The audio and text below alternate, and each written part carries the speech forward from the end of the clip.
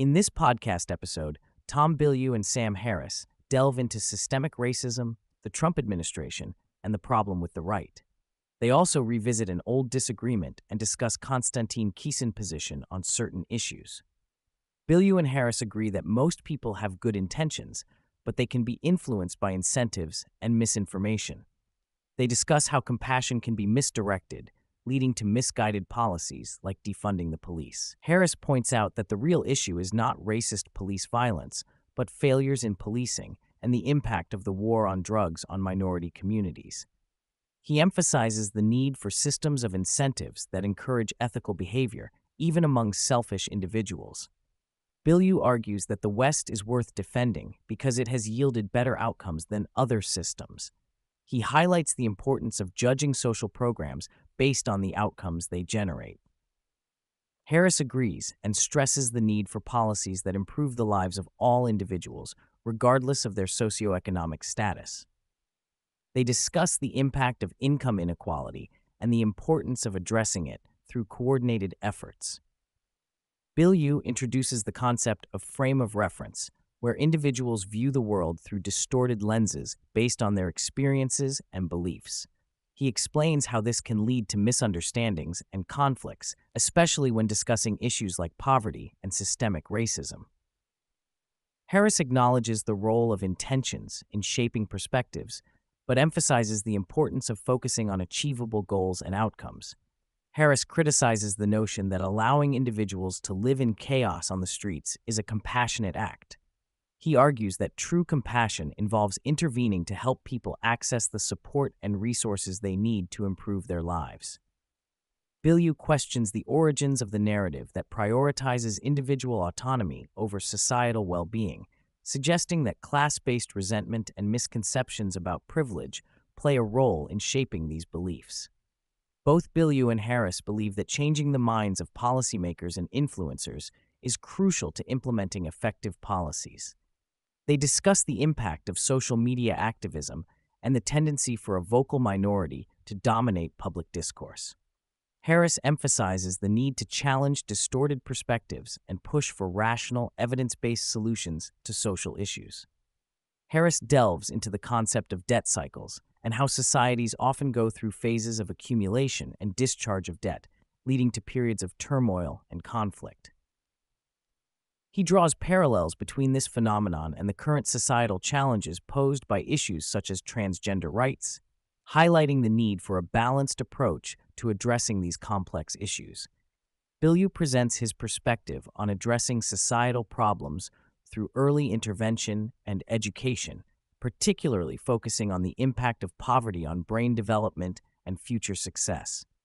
He emphasizes the importance of prioritizing education and implementing effective teaching methodologies to support children from disadvantaged backgrounds. Harris reflects on the challenges of communicating complex ideas in a polarized and often hostile environment. He acknowledges the difficulty of correcting misperceptions and the limitations of trying to change people's minds, especially in the face of entrenched beliefs and biases. Despite his efforts to clarify his positions, he expresses frustration at the persistent misunderstandings and misrepresentations of his views. The conversation shifts to a controversial statement made by Harris regarding the Hunter Biden laptop scandal and allegations of corruption. Harris clarifies his position, stating that his concern was not about the content of the laptop, but rather the political motivations behind its release. He suggests that the focus on this issue was a distraction from more significant concerns, such as the corruption associated with the Trump administration. He criticizes former President Trump for not committing to a peaceful transfer of power and views this as a more significant concern than any potential revelations from the laptop. He underscores the gravity of the situation and the potential threat to democracy posed by Trump's actions. Harris clarifies his stance on Trump as an existential threat, specifying that his concern lies with the impact on democracy rather than the world as a whole. He emphasizes the importance of upholding democratic principles and the need to address threats to the integrity of the political system. The discussion touches on the challenges of navigating media narratives and the manipulation of information for political gain. Harris highlights the ease with which snippets of conversations can be taken out of context and used to distort one's views, underscoring the importance of critical thinking and discernment in consuming information. Harris highlights the prevalence of misinformation and lies in the current information landscape, which is further exacerbated by outside actors such as China, Russia, and Iran. He discusses the challenges of combating misinformation without inadvertently reinforcing conspiracy theories or amplifying false narratives. He acknowledges the difficulty of cleaning up the polluted information environment and the risks associated with government intervention or technocratic solutions. The conversation delves into the role of alternative media in perpetuating conspiracy theories and promoting contrarian anti-establishment narratives. Harris expresses concern about the conspiratorial take on various issues within alternative media spaces, citing examples such as the Alex Jonesification of information. He suggests that the appetite for conspiracy theories in alternative media contributes to the overall problem of misinformation and polarization. Harris addresses the misconception that his criticism of Islam is rooted in racism, clarifying that his focus is on ideas and their consequences rather than individuals or race. He emphasizes his support for liberal Muslims, secular Muslims, and ex-Muslims who work to combat religious extremism. He refutes the notion that his views on Islam are racially motivated and underscores the importance of understanding the distinction between criticism of ideas and racism.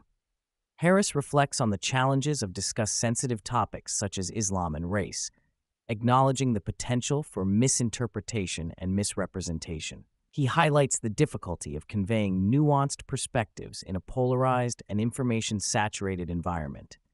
He emphasizes the need for careful consideration when engaging with contentious issues to avoid unintended consequences and misinterpretations.